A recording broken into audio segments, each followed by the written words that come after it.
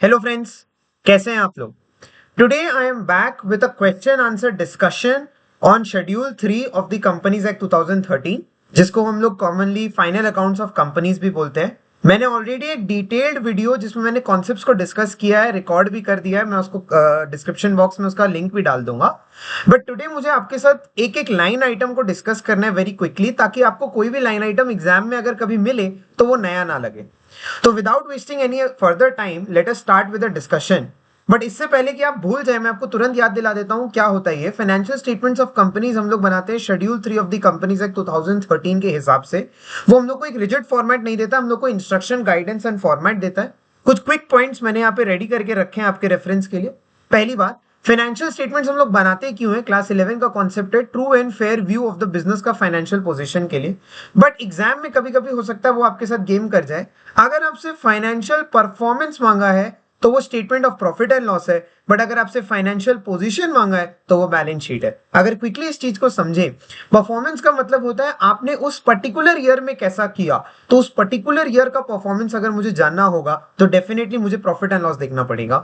But अगर मुझे position देखनी है, position as on a particular date होती है, तो उसके लिए मेरे को बैलेंस शीट देखना होता है। वेरी बेसिक बट स्टिल कुछ पॉइंट्स होते हैं। Financial statement should be relevant, understandable, comparable and they should follow accounting principles.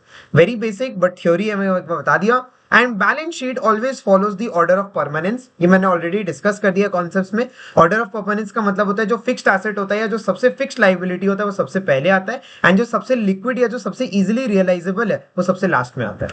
अब मैं वापस से पूरा शेड्यूल 3 को डिस्कस नहीं करूंगा, मैंने एक बार उसको क्विकली आपके रिव्यू के लिए डाल दिया है। आपको अगर याद हो, इक्विटी एंड लाइबिलिटीज में 4 हेडिंग बनती है। Share holders fund, share application pending allotment, non current liability इसका शॉर्ट फॉर्म क्या था, डॉल, और करंट लाइबिलिटी इसका शॉर्ट फॉर्म क्या था, टॉस। फिर उसके बाद हम लोग एसेट्स में आते हैं। एसेट में खाली 2 हेडिंग है, नॉन करेंट एसेट और करेंट एसेट। नॉन करेंट में आता है property plant equipment intangible asset. उसके अंदर 4 सब हेडिंग है, मतलब सब हेडिंग का भी सब हेडिंग है। ठीक है, तो property plant and equipment, intangible asset, property plant and equipment जो अंडर प्रोग्रेस है, इंटेंजिबल एसेट जो अंडर डेवलपमेंट है। फिर उसके बाद और भी 4 नॉन करेंट एसेट है एंड 6 करंट एसेट है। इनके ऊपर ऑलरेडी मैंने डिस्कशन कर दिया। अब मैं आता हूं सबसे इंपॉर्टेंट एंड सबसे इंटरेस्टिंग पार्ट पे कि भैया आपने यहाँ पे नोट नंबर लिखा, नोट नंबर में आपने दे दिया share capital note number 1। But share capital note number 1 में कौन कौन सी आइटम आनी चाहिए। अगर मैंने यहाँ पे लिख दिया शेयर कैपिटल, तो शेयर कैपिटल के अंदर क्या क्या आइटम आनी चाहिए उसको मैं क्विकली डिस्कस करता हूँ। शेयर कैपिटल के अंदर जो आइटम आनी चाहिए वो ज्यादा डिटेल में हम लोग डिस्कस करते हैं इश्यू ऑफ शेयर्स में। बट मैं आपको एक बार क्विकली इसका ओवरव्यू देना चाहता हूँ। तो चलिए, मैंने एक बहुत लंबा लिस्ट ऑफ आइटम्स को रेडी रखा है। तो लेट्स से फर्स्ट आइटम होता है ऑथराइज्ड कैपिटल। मैं क्विकली रिव्यू कर रहा हूं। ऑथराइज्ड कैपिटल का मतलब होता है वो कैपिटल जो एक कंपनी को ऑथराइज्ड होती है, जहां उसने जो कंपनी गवर्नमेंट से परमिशन ले रखी है कि मैं मैक्सिमम इतनी कैपिटल इशू कर सकता हूं, उससे ज्यादा वो इशू नहीं कर सकता, तो वो होती है ऑथराइज्ड कैपिटल। सेकेंड आइटम इसी लाइन में आता है इशूड कैपिटल। इशूड कैपिटल का मतलब वो कैपिटल जो कंपनी ने इशू कर दी है फॉर द पब्लिक, या प्राइवेट प्लेसमेंट में भी हो सकती है, बट उसने इशू कर दी है। तो कॉमन सेंस की बात है, issued capital will always be less than the authorised capital. फिर होती है सब्सक्राइब कैपिटल। सब्सक्राइब कैपिटल का मतलब वो पार्ट ऑफ इशूड कैपिटल, मतलब मैं ना बड़ा सेट से छोटा सेट में आते जा रहा हूं। Authorised capital, issued capital, subscribe capital. Subscribe capital का मतलब वो कैपिटल होता है जो मैंने इश्यू तो कर दी है to various shareholders, and उसमें से लोगों ने कितनी सब्सक्राइब कर ली, मतलब लोग कितना इंटरेस्टेड है उसको लेने में, तो हो गया सब्सक्राइब कैपिटल। अब सब्सक्राइब कैपिटल के अंदर 2 पार्ट्स आते हैं, which is subscribed and fully paid up, subscribe but not fully paid up. Once again I am iterating, subscribed and fully paid up का मतलब होता है ये वैसी कैपिटल होती है कि लोगों ने सब्सक्राइब भी कर दी एंड लोगों ने पे भी कर दी है। But subscribe and not fully paid का मतलब होता है लोगों ने सब्सक्राइब कर दी है बट अभी तक फुल पेमेंट मुझे रिसीव नहीं हुई है। तो ये किस केस में पॉसिबल है, एक बार आप खुद ही सोचिए। केस नंबर 1, मैंने लोगों से अभी तक कॉल्स ही नहीं मांगी है। शेयर है 10 रुपए का, मैंने अभी तक लोगों से 7 रुपए की कॉल्स मांगी है, तो 3 रुपए की जो कॉल्स बाकी है वो उनकी गलती नहीं है। राइट, सो ये डिस्क्लोज होगा subscribe but not fully paid up में। ये एग्जाम में कभी कभी स्टूडेंट्स को कंफ्यूजन होता है कि भैया लोगों से मैंने 7 रुपया मांगा, लोगों ने 7 रुपया दे दिया, कोई कॉल्स इन अरियर नहीं है, तो ये तो subscribe and fully paid up होना चाहिए, क्योंकि हमने लोगों से जितना मांगा हमने उन लोगों ने पे कर दिया। That is not the case. ये होगा subscribe but not fully paid up. Paid up का मतलब होता है जितना टोटल फेस वैल्यू उतना पेड अप होना चाहिए। एंड सेकंड केस क्या हो सकता है, कॉल्स इन अरियर। मैंने लोगों से 7 रुपया मांगा, एक आदमी ने 5 रुपए दिया, तो वो 2 रुपए मेरी गलती नहीं है, बट स्टिल वो नॉट फुल्ली पेड अप है। राइट, अच्छा, अब इसको हम लोग डिस्क्लोज किस तरीके से करते हैं एक बार मैं फटाफट बता देता हूं। हम लोग सबसे पहले लिखते हैं नोट्स टू अकाउंट्स में नोट नंबर 1 शेयर कैपिटल। मैं एक बार शॉर्ट फॉर्म यूज कर रहा हूं फटाफट में लिखने के लिए। सबसे पहले हम लोग लिखते हैं authorise share capital. Number of shares question में गिवन रहते हैं, तो number of shares of rupees इतना ईच, क्वेश्चन में सब गिवन रहेगा हमेशा। फिर हम लोग लिखते हैं एक पर्टिकुलर फिगर और डबल बार्स। फिर हम लोग लिखते हैं इशूड शेयर कैपिटल, इतना number of shares of rupees इतना each. Again X X X या फिगर गिवन रहेगा। अगर फिगर नहीं भी गिवन रहेगा तो मुझे एक्स एक्स एक्स लिखना पड़ेगा क्योंकि ये कंपलसरी डिस्क्लोजर होता है, इसको आप स्किप नहीं कर सकते। लास्ट में आता है सब्सक्राइब शेयर कैपिटल या सब्सक्राइब कैपिटल। सब्सक्राइब के अंदर दो पार्ट बना दीजिए, subscribed and fully paid up. यहाँ पे कुछ अमाउंट ऑफ शेयर्स आएंगे ऑफ रुपीज इतना ईच, इनर कॉलम में लिख लीजिएगा। एंड लास्ट होता है subscribe but not fully paid up. अब इसके अंदर क्या होगा, इतना number of shares of rupees इतना each, comma rupees paid up. ये केस नंबर 1 हो गया। जैसे फॉर एग्जांपल 10 रुपए का शेयर है, 7 रुपया पेड अप, राइट। तो 7 रुपया लोगों ने पे कर दिया, ये पहला केस हो गया। मैं एक एग्जांपल दे रहा हूं। और दूसरा केस क्या होगा, number of shares of rupees number of each, ठीक है, उसका एक फिगर होगा और इनर कॉलम में लिख सकते हैं लेस कॉल्स इन अरियर। अगर कॉल्स इन अरियर है तो उतना पैसा आपको रिसीव ही नहीं हुआ, तो वो particular amount of calls in arrear आप एडजस्ट करके एक फाइनल फिगर लेंगे। इन तीनों का टोटल आपका सब्सक्राइब्ड एंड सब्सक्राइब कैपिटल बन जाएगा। लास्ट में मैं आपको फिर से बता देता हूं, यहां पे जो फिगर डिस्क्लोज होती है शेयर कैपिटल के बगल में, that is this last figure subscribed capital वाली, ठीक है। तो ये काफी डिटेल डिस्कशन था ऑन सब्सक्राइब कैपिटल का disclosure, because this is important and पता नहीं क्यों बोर्ड्स को ये ज्यादा पसंद भी है क्योंकि दे टेस्ट योर नॉलेज, क्योंकि इसमें कभी कभी आइटम्स कंफ्यूजिंग होते हैं। अच्छा, एक और तरीका है, अगर मैं कॉल्ड अप कैपिटल बोलूं तो कॉल्ड अप कैपिटल क्या हो गया, जितनी कैपिटल मैंने कॉल की है, मतलब लेट्स से 10 रुपए की फेस वैल्यू है लेकिन मैंने 7 रुपया ही कॉल किया है, अभी तक मैंने 3 रुपया को कॉल ही नहीं किया है, then in that case called up capital कितनी है, 7 रुपया करके है मेरी। पेड अप शेयर कैपिटल क्या है, उसका भी एक छोटा पार्ट हो गया कि मैंने 7 रुपया कॉल किया है, लोगों ने अभी तक 6 रुपया पेड अप किया है, तो मेरा पेड अप शेयर कैपिटल 6 रुपया करके डिस्क्लोज होगा। So these are all just different names. अगर आपको कॉन्सेप्ट समझ आ जाए आप उसको आराम से हैंडल कर सकते हैं, ठीक है। बुक्स में usually called up and paid up share capital नहीं होता है, बट कभी एग्जाम में आ जाए, एमसीक्यू में आ जाए तो आप कंफ्यूज ना हो, इसलिए मैंने डिस्कस कर लिया इसको। Next, calls in arrear. Calls in arrear का मतलब वो पैसा होता है जो मैंने लोगों से मांग लिया बट लोगों ने अभी तक मुझे पे नहीं किया है। सो दैट मीन्स कि मेरा शेयर कैपिटल घट रहा है उसकी वजह से, इसीलिए देखिए आपने लेस किया subscribe but not fully paid up से। कॉल्स इन एडवांस मतलब ये लोगों ने एडवांस में मेरे को पैसा दे रखा है, तो ये पैसा शेयर कैपिटल में डिस्क्लोज नहीं होता है, and that is my first tricky adjustment of the day. Calls in advance is not a part of share capital. पूछिए क्यों, क्योंकि वो शेयर कैपिटल में अभी तक क्रेडिट नहीं हुआ है, तो वो शेयर कैपिटल में डिस्क्लोज नहीं हो सकता है। भैया कॉल्स इन अरियर भी तो नहीं हुआ, देखिए कॉल्स इन अरियर मैंने ड्यू कर दिया था शेयर कैपिटल, ये पहला लॉजिकल एक्सप्लेनेशन है। कॉल्स इन अरियर को मैंने शेयर कैपिटल में ड्यू कर दिया था, लोगों ने मुझे नहीं दिया, मेरे शेयर कैपिटल में तो वो ड्यू था ना, इसीलिए मैंने शेयर कैपिटल से माइनस किया। कॉल्स इन एडवांस का पैसा मेरे बैंक में पड़ा रहता है, तो वो एसेट बन चुका है, बट मैंने अभी तक शेयर कैपिटल में क्रेडिट नहीं किया, तो वो हमेशा मेरी एक लाइबिलिटी बन के रहेगा। अब आप एक बार खुद सोचिए, यहां पे आपका शेड्यूल 3 का नॉलेज किक इन करना चाहिए। अगर वो शेयर होल्डर फंड्स में नहीं है, शेयर कैपिटल में नहीं है, रिजर्व एंड सरप्लस में नहीं है, share application money pending allotment भी नहीं है, then in that case calls in advance कहां जाएगा, then in that case calls in advance should go into other current liabilities. वो भी मैं बता देता हूं क्यों। कॉल्स इन एडवांस जो भी होगी वो 12 महीने के अंदर तो एडजस्ट हो जाएगी ना, ऐसा तो होगा कि नहीं कि आप 12 महीने के बाद कॉल अप करेंगे। बाय द वे लॉ में प्रेस्क्राइब भी नहीं है, सेबी के लॉ में भी प्रेस्क्राइब नहीं है, but still it is common assumption कि 12 महीने के अंदर जो भी कॉल होगी वो ड्यू भी हो जाएगी और एडजस्ट भी हो जाएगा। तो बिकॉज वो 12 महीने में ड्यू हो जाएगी और एडजस्ट भी हो जाएगी, हम उसे अदर करंट लायबिलिटीज में शो करेंगे, ठीक है। सो मैं हाईलाइट कर दिया the first tricky adjustment. Eight the end of the video हम लोग इसको एक बार क्विकली रिवाइज कर लेंगे। शेयर फॉरफीचर अकाउंट, अगर आपने किसी के शेयर फॉरफीट किए हैं तो डेफिनेटली आपने उस आदमी के पैसे मारे हैं, तो जो पैसे मारे हैं वो पैसे मारे थे शेयर कैपिटल के बेसिस पे, तो यहाँ पे हम लोग क्या करते हैं, कॉल्स इन अरियर के बाद एक लाइन आइटम और ऐड हो सकता है, और ऐड हो सकता है, ऐड शेयर फॉरफीचर अमाउंट, ठीक है, ऐड शेयर फॉरफीचर, ठीक है। तो जितना रुपया आपने शेयर फॉरफीचर में लोगों से मतलब जब्त किया, जो आपने लोगों का पे नहीं किया, उसको आप ऐड कर देंगे। भैया इसको क्यों ऐड करेंगे, शेयर तो आपने खा लिए, शेयर खा लिए तो शेयर वापस मेरे पास आ गए, उन खाए हुए शेयर के ऊपर जो मैंने पैसा कमाया वो मैंने ऐड कर दिया, ठीक है। मतलब ये इशू ऑफ शेयर्स का ज्यादा कॉन्सेप्ट है, तो मैं यहां ज्यादा टाइम नहीं दूंगा। इक्विटी शेयर कैपिटल क्या होता है? जो इक्विटी शेयर होल्डर्स के लिए होता है। इक्विटी शेयर होल्डर मतलब जो बिजनेस के ओनर्स होते हैं। आजकल कोविड के बाद से सबने शार्क टैंक देख रखा है, तो आप लोगों को पता होता है इक्विटी का कॉन्सेप्ट क्या होता है। बिजनेस में ओनरशिप होती है वो, राइट। सेकंड होता है प्रेफरेंस शेयर कैपिटल। ये मैं अपने कॉमर्स के वीडियोस में ज्यादा डिटेल में कवर कर सकता हूं, बट प्रेफरेंस शेयर कैपिटल का मतलब वो होता है जो बीच में खड़े होते हैं, ना वो बैंक लोन है ना वो इक्विटी है। पहली बात, प्रेफरेंस शेयर कैपिटल का मतलब होता है वो ये चाहते हैं कि अगर प्रॉफिट है तो उनको फिक्स्ड अमाउंट ऑफ डिविडेंड हर साल मिल जाए, ताकि वो इक्विटी जितना रिस्क ना ले बट इंजॉय भी करे बेनिफिट जो लोन वाले एंजॉय नहीं कर सकते।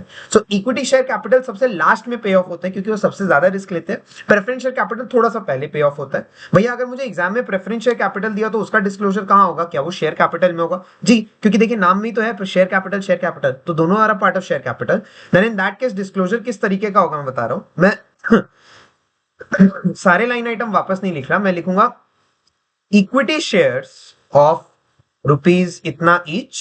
मैं एक एग्जांपल दे रहा हूं खाली। प्रेफरेंस शेयर्स ऑफ रुपीज इतना ईच। अब आपके दो कैटेगरी ऑफ शेयर्स बन गए, ठीक है। तो ये आपका ऑथराइज्ड हो गया। सिमिलरली इशूड में भी, सब्सक्राइब में भी इतने दो दो लाइन आइटम बन जाएंगे इन शॉर्ट, ठीक है। चलिए, उसके बाद ये हो गया हमारे सारे कैपिटल, मतलब शेयर कैपिटल के अंदर जितने भी पॉसिबल आइटम्स मुझे लगते हैं पॉसिबल है एग्जाम के पॉइंट ऑफ व्यू से, मैंने आपसे डिस्कस कर लिए। एक इंपॉर्टेंट चीज है, अभी जस्ट वीडियो रिकॉर्ड करते करते मेरे को स्ट्राइक किया, मैं डिस्कस कर लेता हूं। मेरे को एक बात बताइए, सपोज कभी पेपर इतना टफ आ गया कि पेपर में ये बोल दिया गया कि there are two categories of share. भैया अभी तो डिस्कस किया equity and preference, no no no no, two categories of share, not two types of shares. एक है equity shares of rupees 10 each, ठीक है, equity shares of rupees 10 each. और एक है equity shares of rupees 50 each. मतलब क्या हुआ, कंपनी ने दो अलग अलग बार इश्यू ऑफ शेयर्स किया, या दो अलग अलग rounds of issue of shares किया, एंड एक बार उन्होंने 10 रुपए की फेस वैल्यू के शेयर निकाले, एक बार उन्होंने 50 रुपीज की शेयर वैल्यू निकाली। क्या ये अलाउड है? हाँ।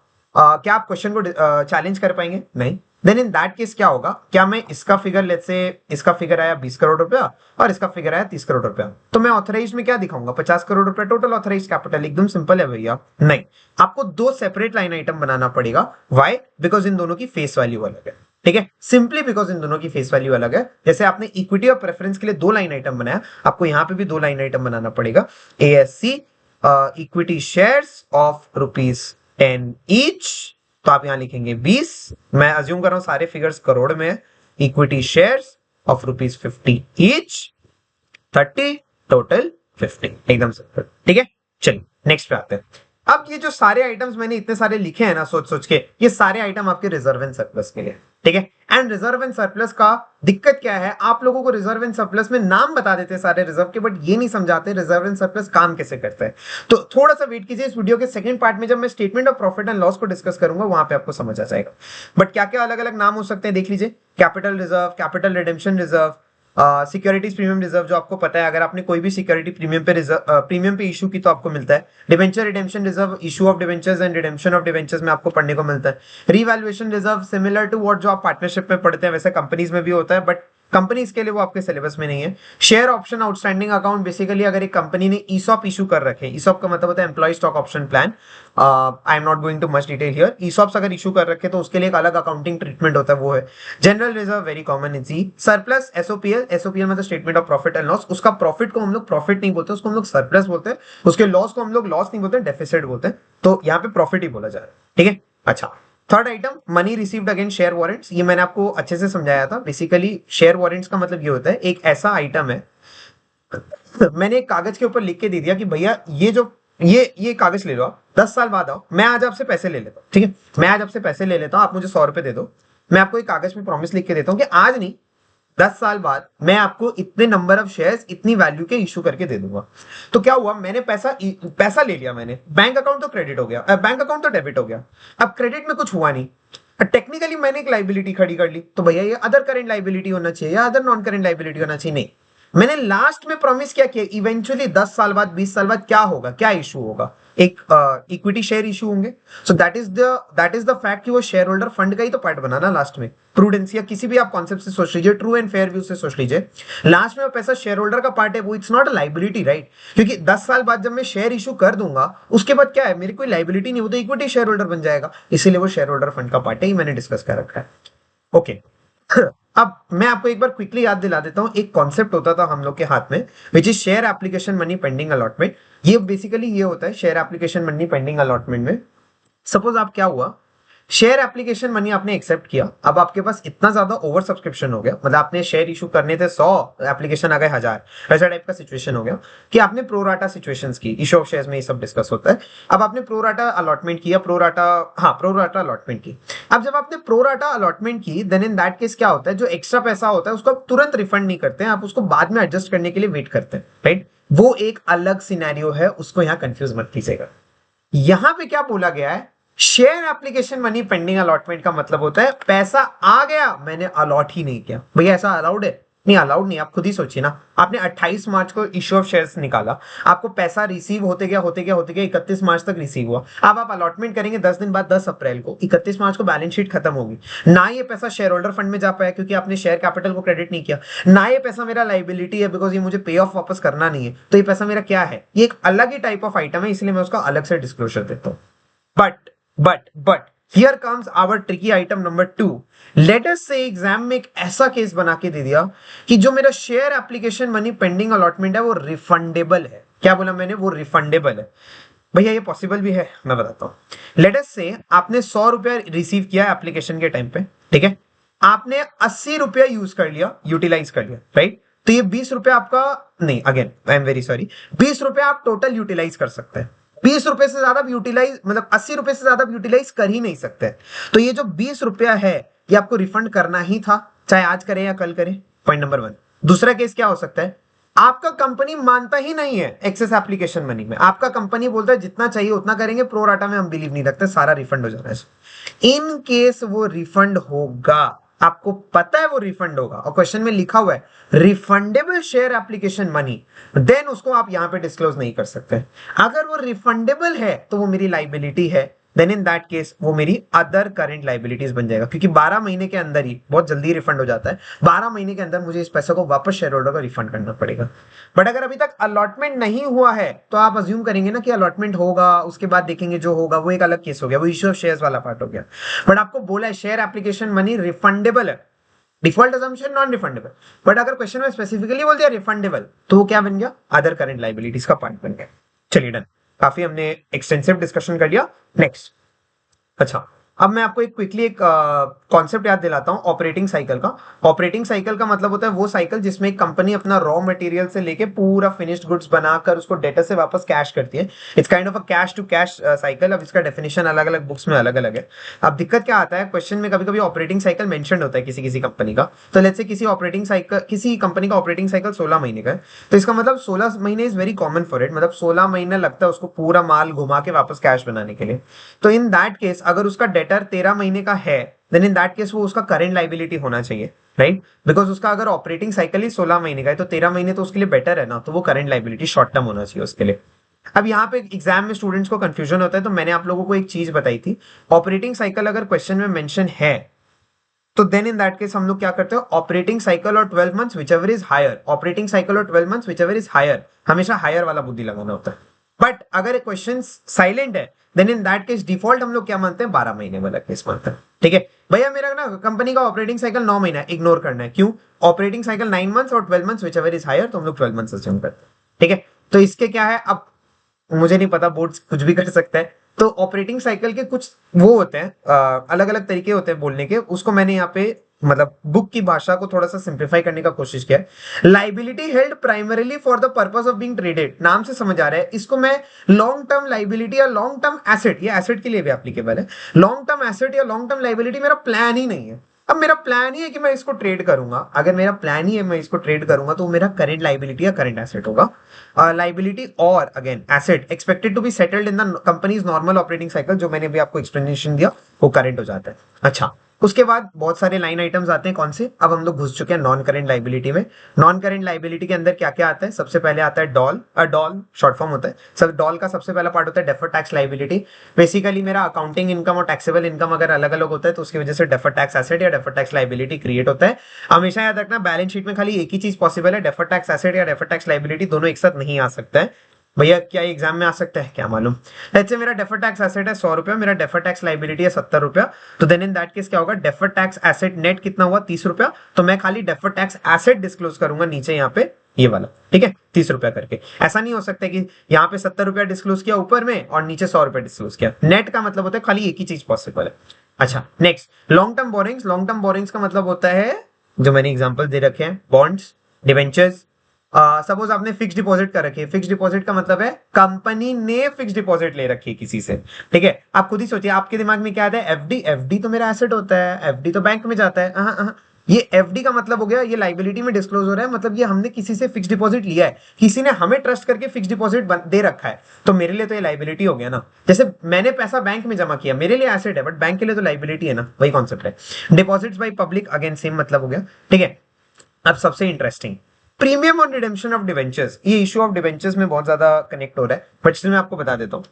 आपने बोला 100 रुपए का डिवेंचर है, मैं उसको रिडीम करूंगा 105 रुपए में, तो 5 रुपया आपने आज ही कमिट कर दिया, आपने आज ही बोल दिया कि भैया 5 साल बाद, 10 साल बाद, 20 साल बाद जब भी ये डिवेंचर रिडीम होगा मैं आपको 5 रुपए एक्स्ट्रा पे करूंगा। अगर मैं आपको 5 रुपए एक्स्ट्रा पे करने के लिए आज ही रेडी हो गया तो मेरा आज ही लाइबिलिटी क्रिएट हो गया, तो ये लाइबिलिटी जुड़ा हुआ है विथ माई डिवेंचर। तो बिकॉज इट इज जुड़ा हुआ विथ माई डिवेंचर, तो अगर डिवेंचर लॉन्ग टर्म लाइबिलिटी है तो premium on redemption of debenture भी लॉन्ग टर्म लाइबिलिटी है। इसीलिए कैसे डिस्क्लोजर होता है मैं आपको करके ही दिखा देता हूं एक बार, कैसे डिस्क्लोजर होता है।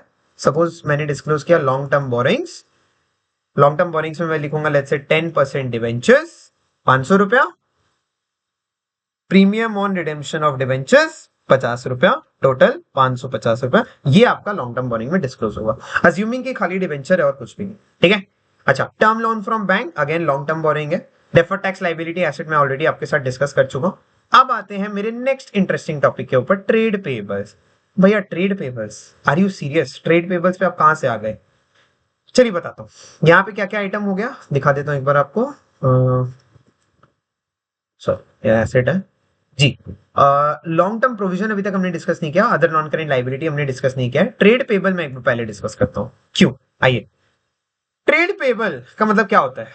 ट्रेड पेबल का मतलब वो चीज होती है जो मुझे मिलने वाली है from my creditors, from my bills paper, discussed.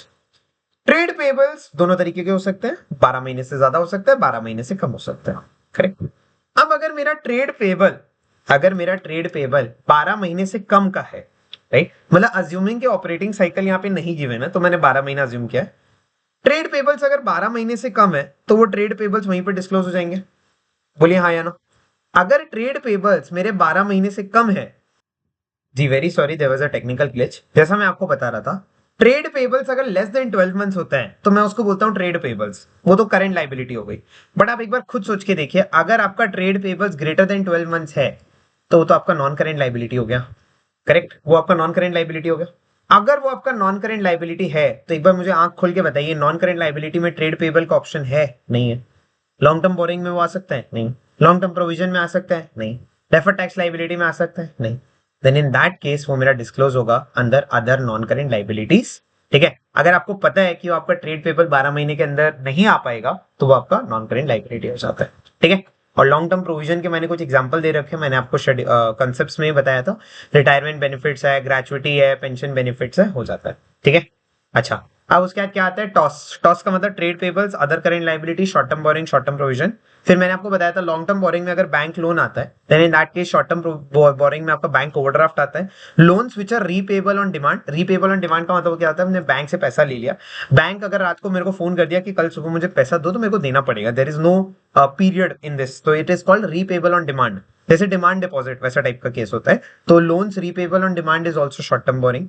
अच्छा उसके बाद सबसे interesting, current maturities of long term debt. ये क्या होता है, current maturities of long term debt एक नया ही टॉपिक है, मैं आपको बताता हूँ क्या। ये इशू ऑफ डिवेंचर्स में ज्यादा कवर होना चाहिए बट स्टिल लेट अस से आपके पास 10% डिवेंचर्स है 5,000 रुपए के, मैं एकदम सिंपल एग्जांपल लेता हूँ, ठीक है। आप एवरी ईयर, आप एवरी ईयर कुछ डिवेंचर्स को रिडीम कर देते हैं, ठीक है, कुछ डिवेंचर्स को रिडीम कर देते हैं for 5 years, correct.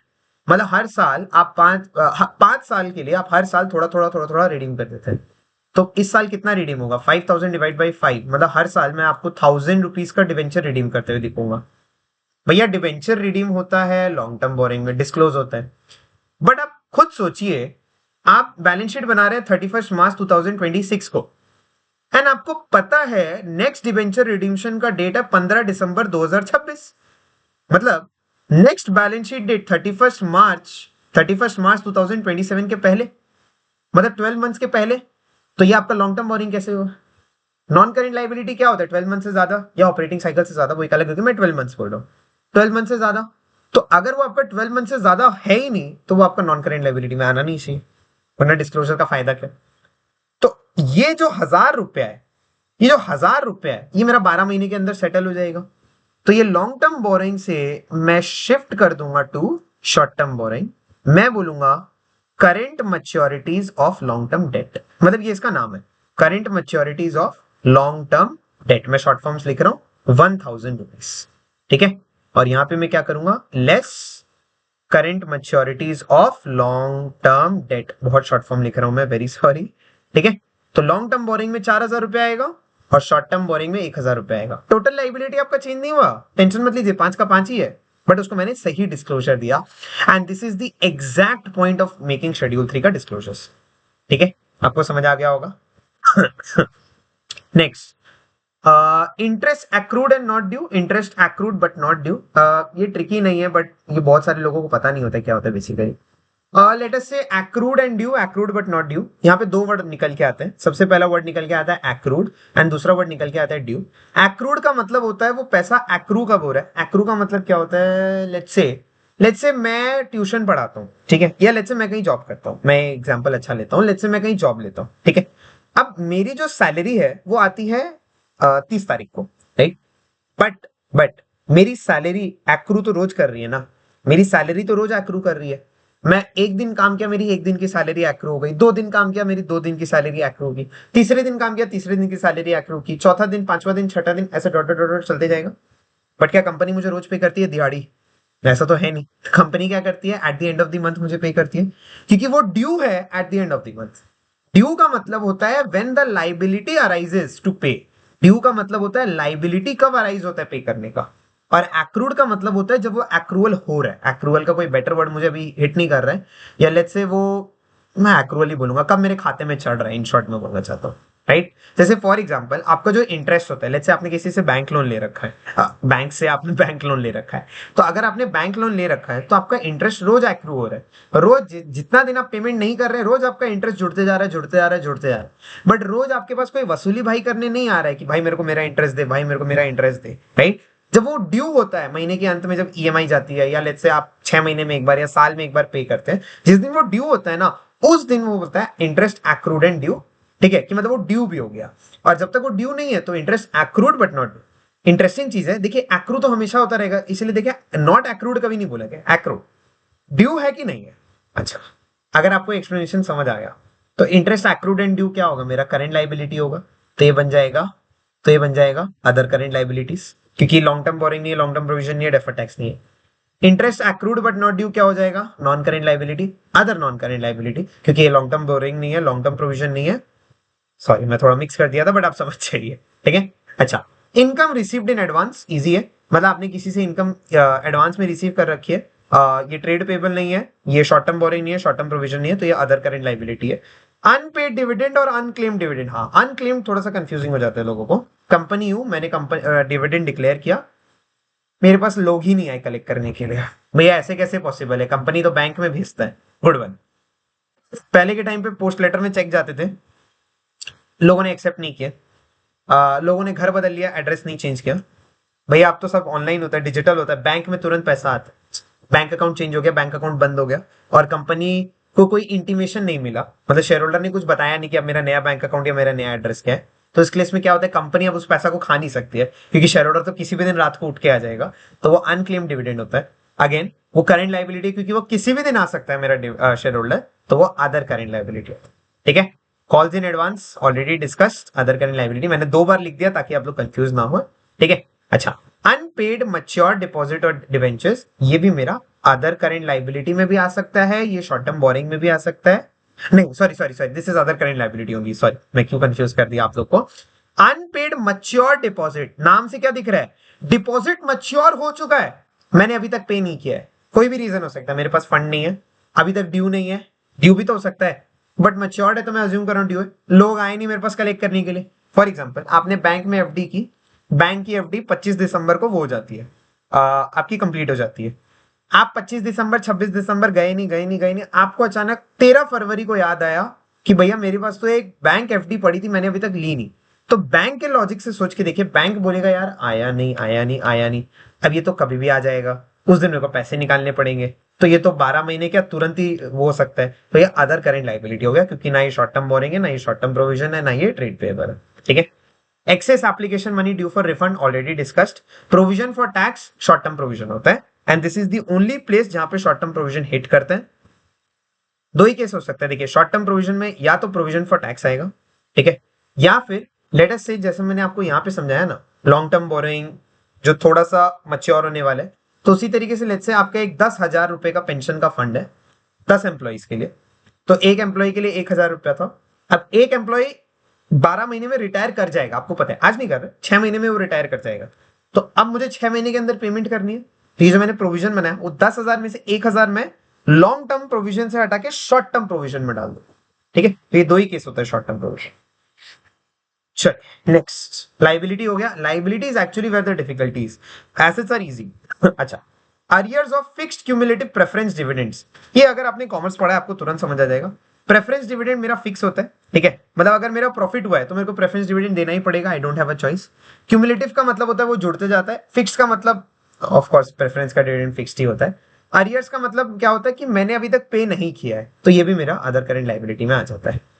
Advance from customer, भैया एडवांस फ्रॉम कस्टमर का मतलब क्या है, कस्टमर ने मेरे को एडवांस दे दिया। अब कस्टमर ने मेरे को एडवांस दे दिया, वो क्या है मेरे लिए, एसेट है कि लाइबिलिटी है?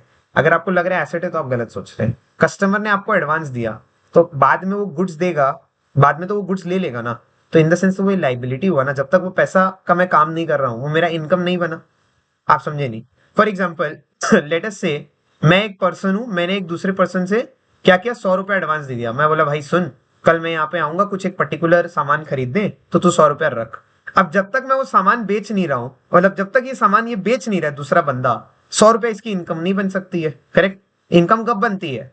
बेसिक कॉन्सेप्ट, इनकम कब बनती है? जब वो सेल होगी, सेल तो हुई नहीं है, ये तो एडवांस में पैसा मिल गया, तो जब तक ये सेल नहीं होगी तब तक ये लाइबिलिटी है, क्रेडिट बैलेंस है।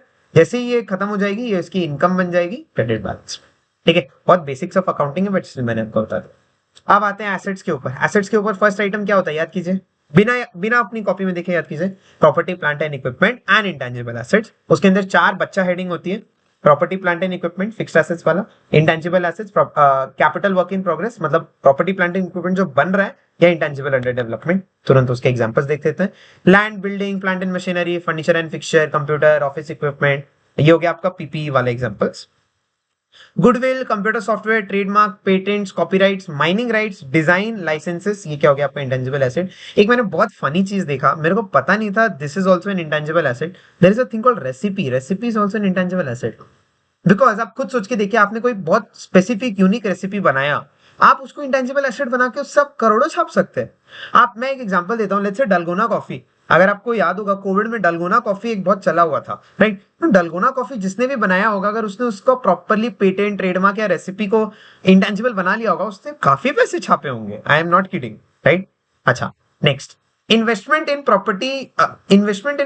अच्छा, मैंने capital work in progress and intangible under development का कोई स्पेसिफिक एग्जांपल नहीं डाला, because I think that's too easy. ठीक है, अगर कोई भी वर्ड में अंडर डेवलपमेंट है या इन प्रोग्रेस है या नॉट कंप्लीटेड है, तो वो क्या हो गया, उन दोनों में आ जाएगा। अच्छा, अब उसके बाद क्या आता था, non current investment. Non current investment मतलब 12 महीने में उसको रियलाइज करने का मेरा मोटिव नहीं है, मतलब मेरा लॉन्ग टर्म इन्वेस्टमेंट है। तो लॉन्ग टर्म इन्वेस्टमेंट कहाँ होता है, प्रॉपर्टी में, इक्विटी में, प्रेफरेंस शेयर में। ऐसा इक्विटी एंड प्रेफरेंस शेयर अपना नहीं, प्लीज, ये बहुत बेवकूफी वाला सवाल होगा अगर मैं बोल रहा हूँ, बट मैं अपनी कंपनी में इन्वेस्ट नहीं कर सकता हूँ, मैं रिलायंस में इन्वेस्ट कर सकता हूँ, मैं दूसरी कंपनीज में इन्वेस्ट कर सकता हूँ, तो these are equity shares of some other company.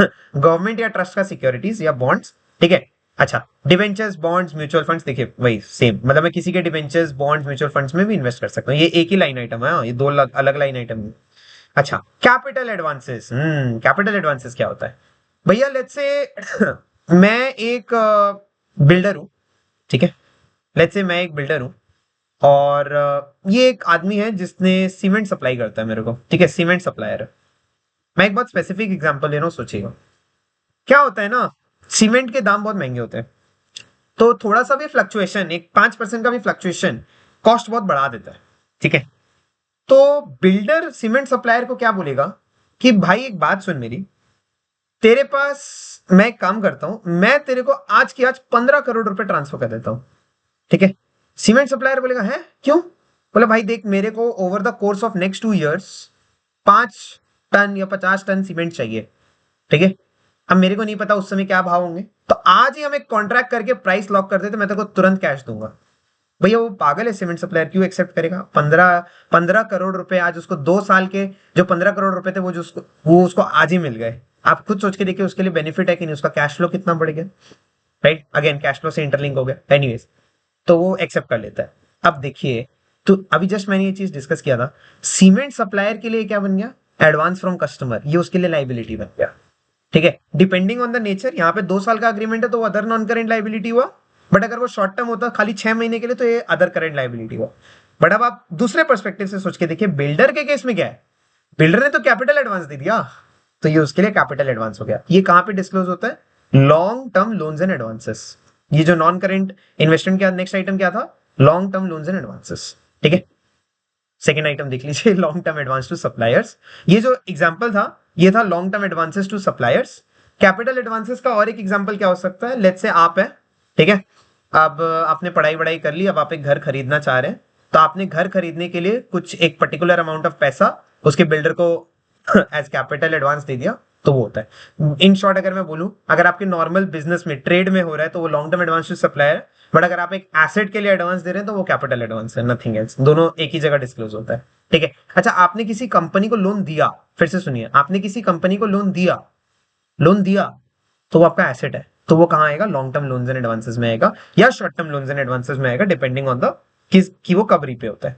Trade receivable 12 महीना, लेस देन 12 महीना, देखिए ट्रेड पेबल्स वाला ही कॉन्सेप्ट है। अगर लेस देन 12 महीना है तो वो ट्रेड रिसीवेबल करंट एसेट के अंदर डिस्क्लोज होगा, अदरवाइज वो अदर नॉन करंट एसेट्स के अंदर डिस्क्लोज होगा, अंदर नॉन करंट एसेट्स, एकदम सिंपल। सिक्योरिटी डिपॉजिट मतलब किसी कंपनी में हमने डिपॉजिट डाल रखा है, एंड इसका ना एक बहुत क्रेजी एग्जांपल है जो एक बार मैंने किसी बुक में ही पढ़ा हुआ है, क्लास 12 के। उन्होंने क्या किया, एक बार रुकिए मेरे को देखने दीजिए, ये मेरे पास होना चाहिए लिखा हुआ, मैं अभी हाल में ही पढ़ रहा था, हाँ ये रहा। ये देखिए अगेन क्रेजी क्रेजी वाला adjustment, deposit with electric supply company, and this is the example of long term loans and advances, ठीक है।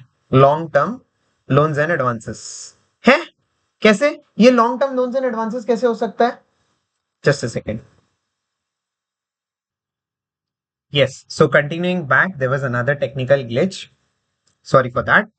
अब deposit with electric supply company थोड़ा सा इंटरेस्टिंग है, क्योंकि लोगों को लगता है ये अदर नॉन करेंट एसेट में जा सकता है या कुछ भी हो सकता है इसका, but long term loans and advances कैसा, तो इसका एक बहुत पर्टिकुलर रीजन है, एंड इट इज दैट कि लेटेस्ट से आप एक लेट्स से आज हर्ष है, ठीक है। आज हर्ष एक घर में रहता है, तो एक घर में क्या होता है, एक बिजली की लाइन दौड़ती है, एक बिजली का मीटर होता है, राइट। आप लोग को भी घर में मीटर होगा, उसमें बीच में ऐसा ग्रीन कलर का होता है और उसमें नंबर ऑफ यूनिट्स लिखा रहता है कि ठीक है इतना यूनिट्स आपने यूज कर लिया, 26,928, और रोज बढ़ते रहता है, राइट। उसके बेसिस पे बिल कैलकुलेट होता है।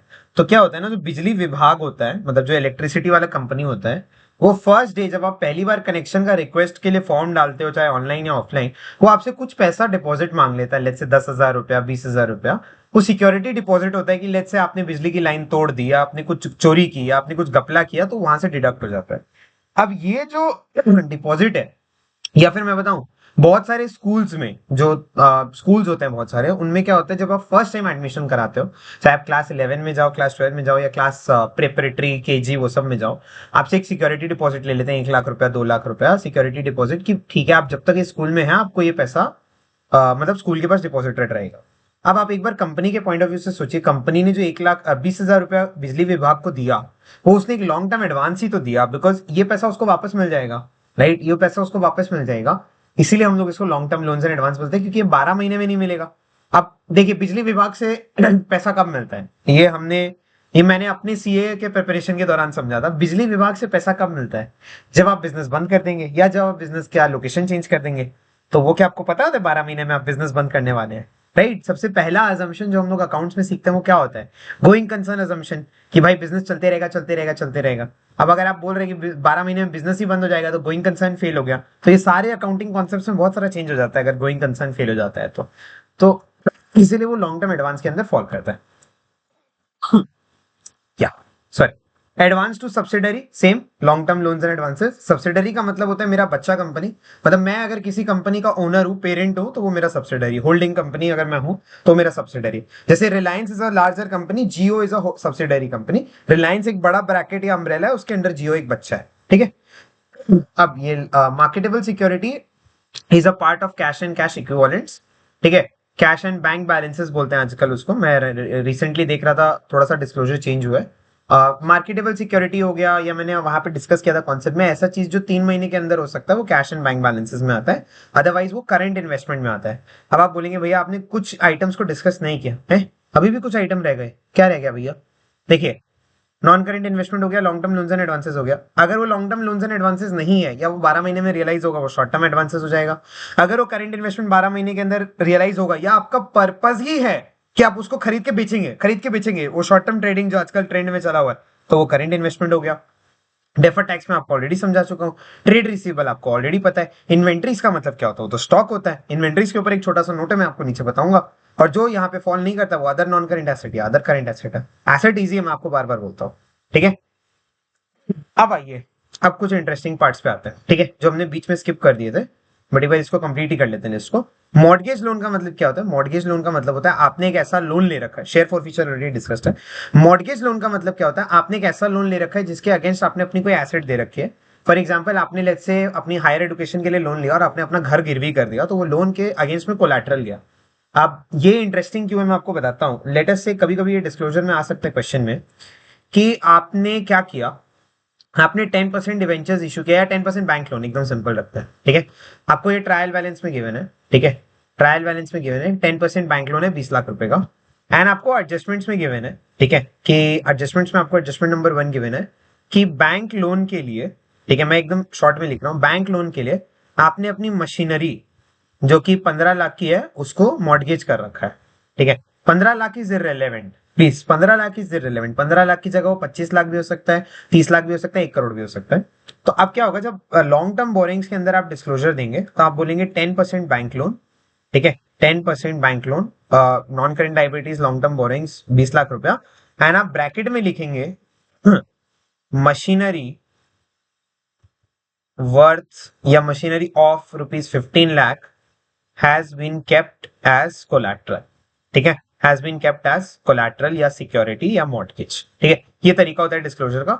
भैया ये हम लोग क्यों करते हैं अननेसेसरी का? मशीनरी तो 15 लाख का मेरा वहीं पे जाएगा, क्या बोलते हैं आपका, पीपी में डिस्क्लोज होगा, फिर ये एक्स्ट्रा लाइन क्यों लिखते हैं? अगेन हम लोग क्या करते हैं, स्टेक होल्डर्स, शेयर होल्डर नहीं, स्टेक होल्डर, स्टेक होल्डर के लिए हम लोग क्या है, ट्रू एंड फेयर व्यू देना चाहते हैं। तो ये 10% बैंक लोन के अगेंस्ट अगर मेरा 15 लाख का मशीनरी गिरवी रखा हुआ है, देन इन दैट केस एक खतरा क्या होता है कि लेट्स से ये मशीनरी बहुत इंपॉर्टेंट है मेरे बिजनेस के लिए, तो अब क्या हो गया, ये बैंक लोन डबल इंपॉर्टेंट हो गया। पहली बात, अगर मैं बैंक लोन नहीं दूंगा तो इंटरेस्ट बढ़ते जाएगा, लाइबिलिटी बढ़ते जाएगा, वो बैंक्रप्सी का केस कर सकता है। सेकंड, अगर मेरी मशीनरी चली गई ना, मतलब इस बैंक लोन के सेटलमेंट में मशीनरी चली गई, तो मेरे बिजनेस को भी नुकसान हो सकता है। तो स्टेक होल्डर्स को सारी बात पता होनी चाहिए, ट्रू एंड फेयर व्यू, उसके लिए हम लोग इस तरीके से डिस्क्लोज करते हैं, ठीक है।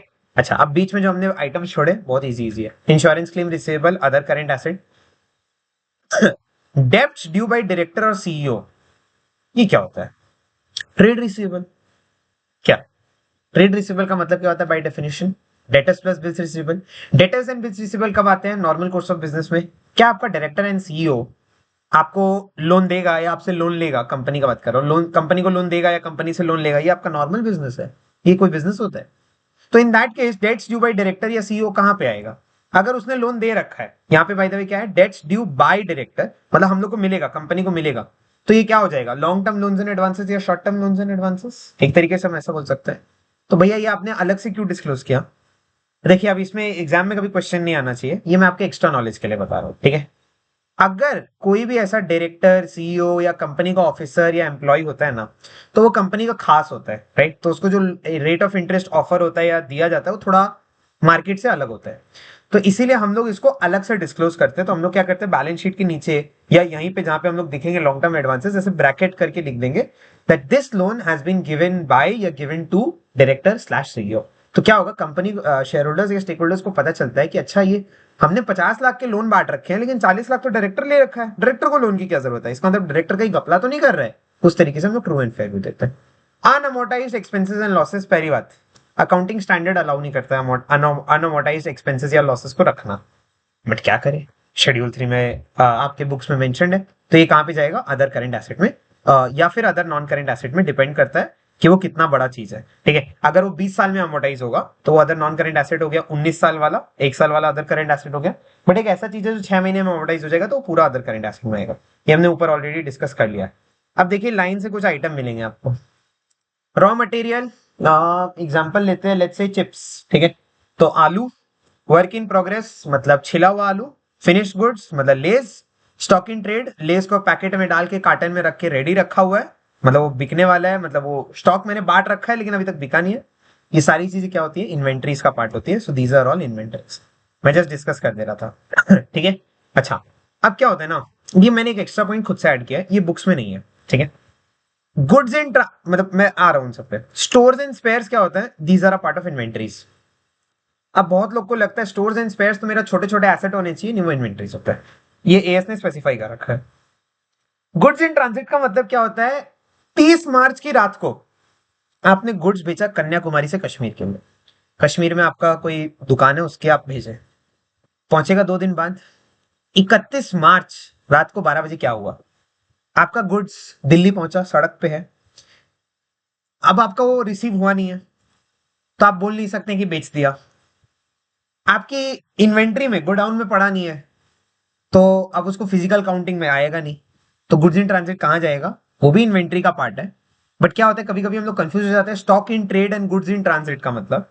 तो स्टॉक इन ट्रेड का मतलब होता है मैंने ट्रेड में बांट रखा है, गुड्स इन ट्रांजिट मतलब वो रास्ता में है, वो सेल हो जाएगा बट बैलेंस शीट डेट तक वो नहीं बिका, राइट। तो वो डेटर नहीं है, अभी तक वो बंदा डेटर नहीं बना है, वो मेरा इन्वेंट्री का ही पार्ट है।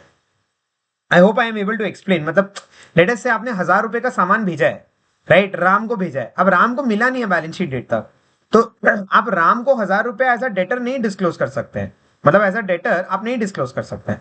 आपको इसको इन्वेंट्रीज के अंदर ही 1000 रुपए डिक्लेयर करना पड़ेगा। आप ये लिख सकते हैं गुड्स इन ट्रांजिट है, ये नोट्स टू अकाउंट्स में। ठीक है, चलिए नेक्स्ट, ये मैंने थोड़ा अपने मन से डाला हुआ है पॉइंट।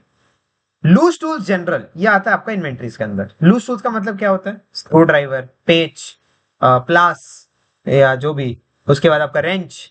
ठीक है, ये सारी चीजें क्या होती है, लूज टूल्स, ये लगती रहती है, मशीन तो इतनी सारी है, उसको रिपेयर करने के लिए चीजें लगती रहती है, तो वो लूज टूल्स क्या होता है, वो इन्वेंट्रीज का पार्ट होता है। ठीक है, बट अगर कोई लूज टूल स्पेसिफिक होता है ना, स्पेसिफिक मतलब लेट्स से एक पर्टिकुलर मशीनरी है, ठीक है, जो चिप्स बनाती है, लेट्स से जो बहुत फटाफट चिप्स बना रहे हैं, 1 सेकंड में 10 करोड़ चिप्स छाप देती है, वैसा टाइप का। अब वो बहुत स्पेशलाइज मशीनरी है, मैंने बाहर से इंपोर्ट कर रखे हैं, या स्पेशलाइज्ड आप ऐसा समझे, और उसको ठीक करने के लिए एक स्पेशलाइज्ड पार्ट है, मतलब एक स्पेशलाइज्ड चीज का एक स्पेशलाइज्ड पार्ट है जो उसके बिना नहीं हो सकता है। तो वो क्या हो गया, एक स्पेसिफिक हो गया ना, वो इन्वेंट्रीज का पार्ट नहीं होगा, वो जिस मशीनरी का होता है ना उसी के अंदर उसकी कॉस्ट को लिख देते हैं, ये प्रॉपर्टी प्लांट एंड इक्विपमेंट में आता है। अब देख लीजिए, कभी आया नहीं है बोर्ड्स में, बट क्या पता आप जिस लेवल पे क्वेश्चन पेपर्स बन रहे हैं कभी ना कभी आ ही सकता है।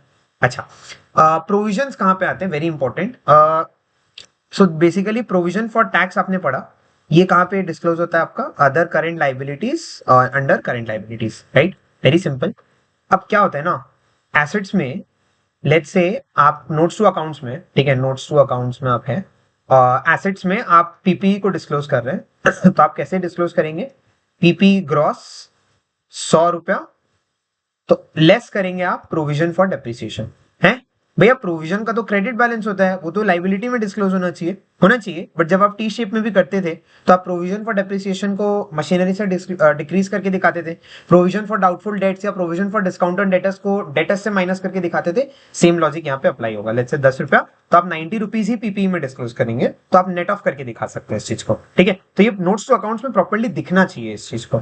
ठीक है, तो same for doubtful debt, same for discounted debtors, cheques, drafts in hand, cash in hand, balances with bank, ये तीनों चीजें आपका कैश एंड बैंक बैलेंसेस में आ जाता है। ठीक है। Bank deposit greater than 3 month हो, bank deposit less than 3 month हो, ये मैंने खाली कंफ्यूज करने के लिए दे रखा है। ये भी आपका कैश एंड बैंक बैलेंसेस में आता है। अगर आपका इन्वेस्टमेंट होगा ना तो वो करंट इन्वेस्टमेंट बन जाता है, ठीक है। Year marked balances with banks, लोग कंफ्यूज, ईयर मार्क्ड क्या होता है। अब लेट्स से आपने बैंक में आपके 10 करोड़ रुपए पड़े होते ही है कंपनीज के, लेकिन आपको 2 करोड़ रुपए सजा के रखना है, क्योंकि 2 करोड़ रुपए आपको लेट्स से कोई फाइन पेनल्टी में पे करना है, वो कभी भी मांगा जा सकता होता है ना, जैसे डिमांड वैसा टाइप का। तो वो ईयर मार्क करके आप अपने बैंक को बोल देते हो कि 2 करोड़ रुपए तू अलग से एक बार साइड करके रख दे, ये मेरे को खर्च करने ही मत दो, फ्रीज करके रख दो।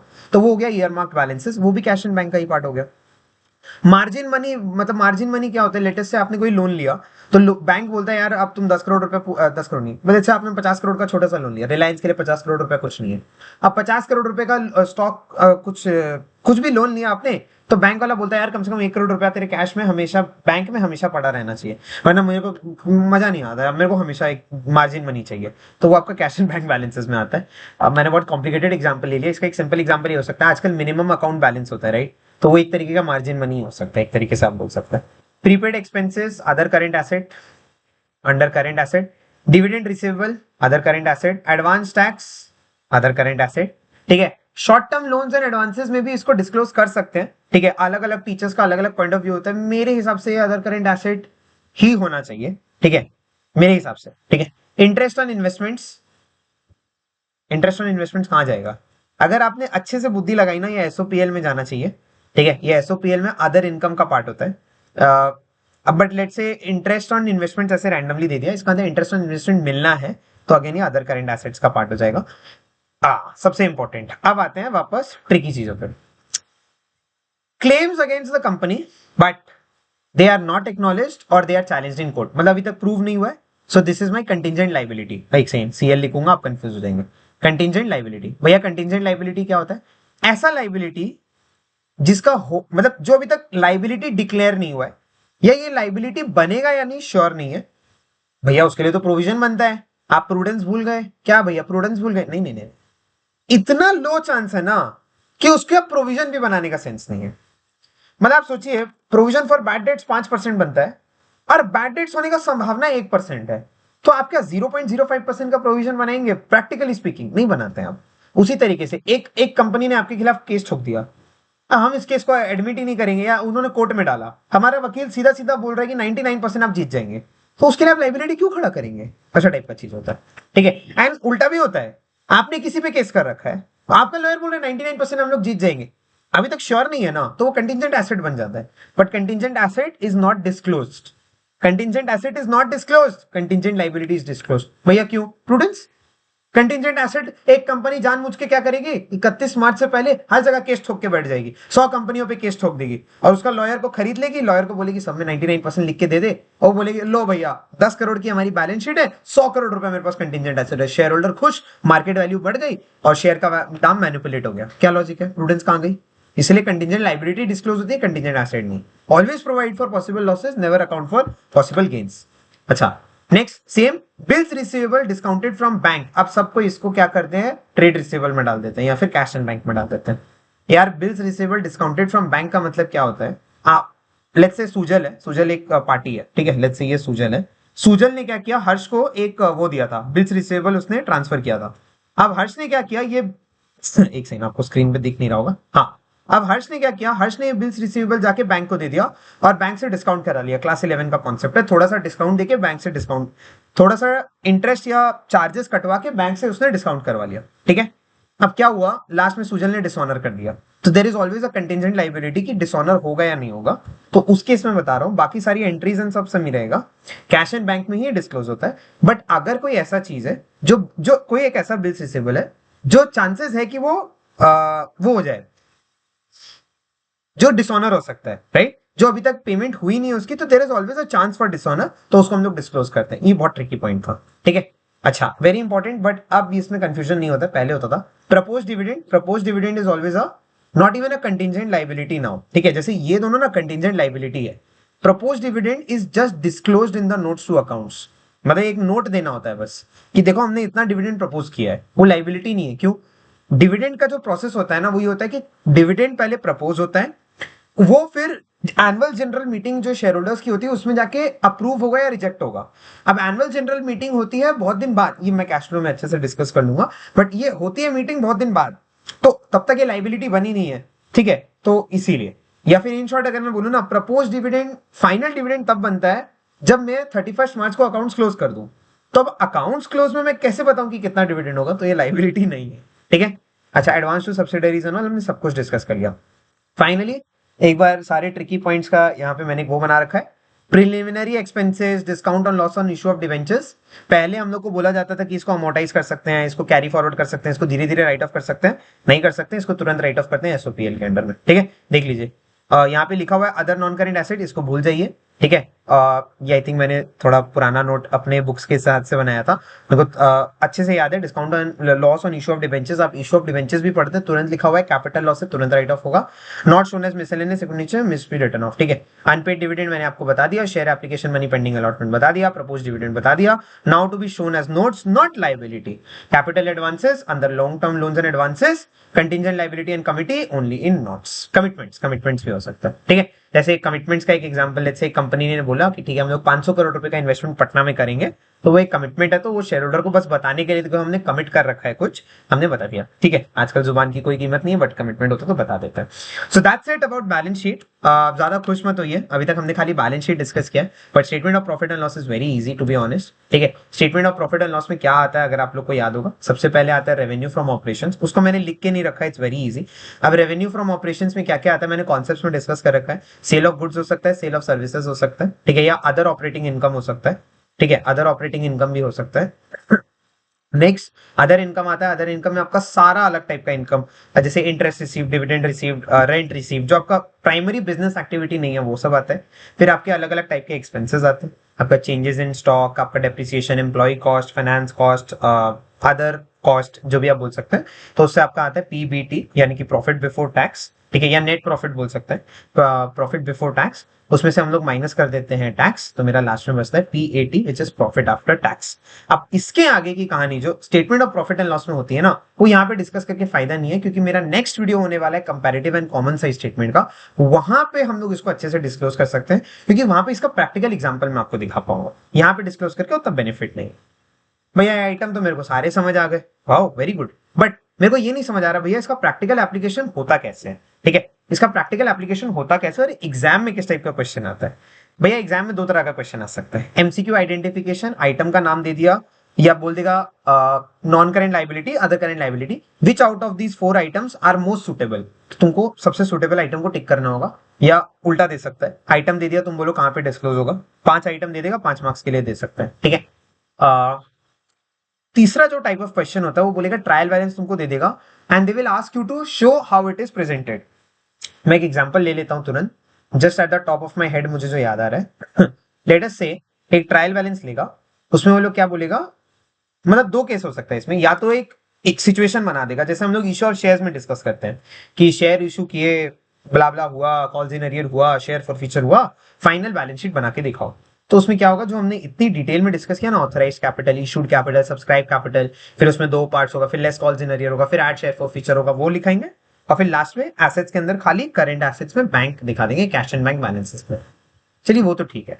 अब ट्रायल बैलेंस में मैं एक एग्जांपल देता हूँ। लेट अस से उन्होंने बोला 10% debentures X Y Z amount पे, लेट्स से उन्होंने बोल दिया property plant and equipment ABC amount पे, लेट्स से उन्होंने बैंक बोल दिया ABC अमाउंट पे अगेन, और उन्होंने लेट्स से शेयर कैपिटल तुमको डिस्क्लोज करके दिखा दी DEF अमाउंट पे, ठीक है। अब उन्होंने क्या किया, 2-3 एडजस्टमेंट्स बता दिए, जैसे फॉर एग्जांपल इस ईयर, ठीक है, मैं एक एग्जांपल ले रहा हूँ खाली बस, ठीक है।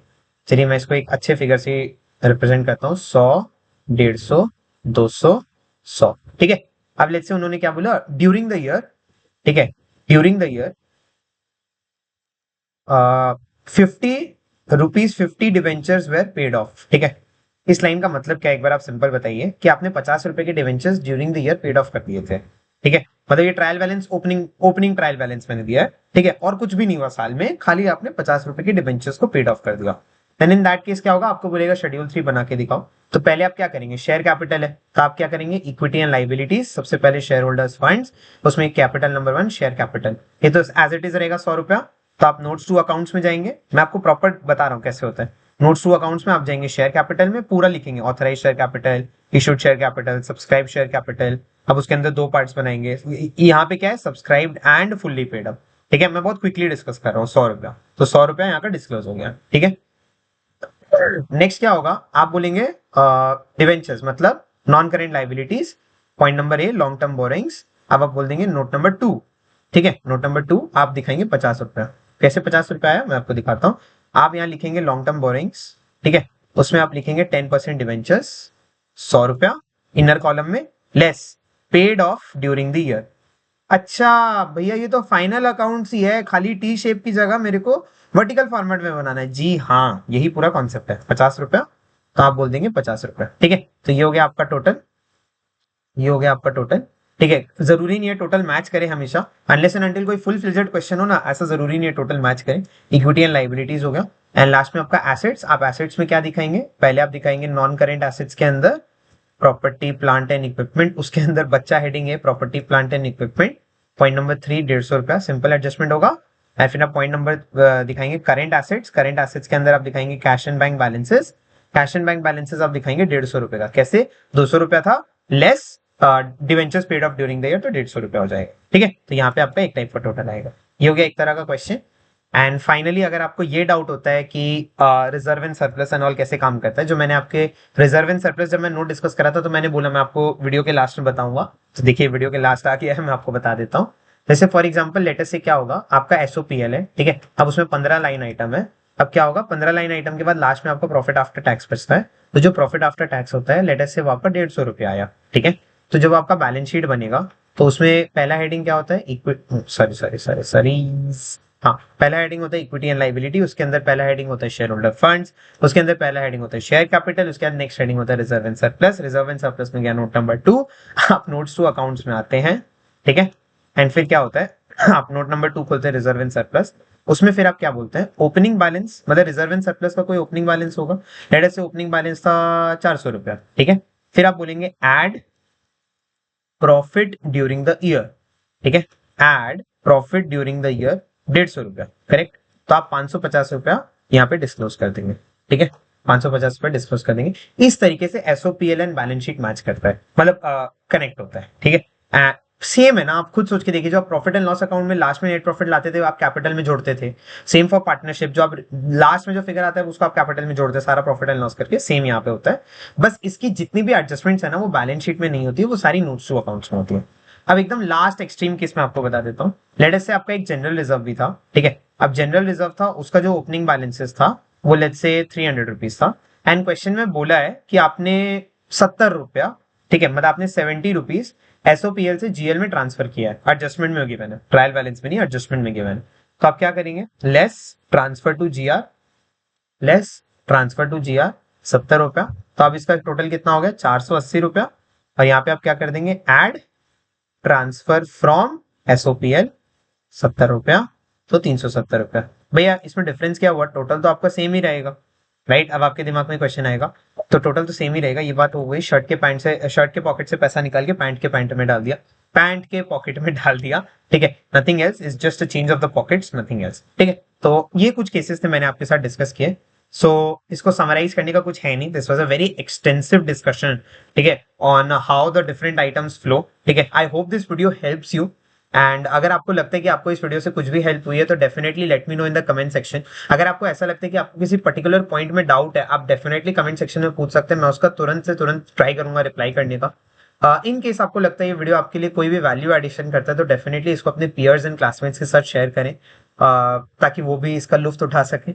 And next video common size, comparative and common size statements के ऊपर होगा, ताकि मैं एक साथ इस पूरी सीरीज शेड्यूल 3 को कंप्लीट कर सकूं। आई वंस अगेन एम्फसाइज, अगर आपका शेड्यूल 3 अच्छा है, तो ratio analysis and cash flow statement will be very smooth. With that I and today's video. Thank you so much.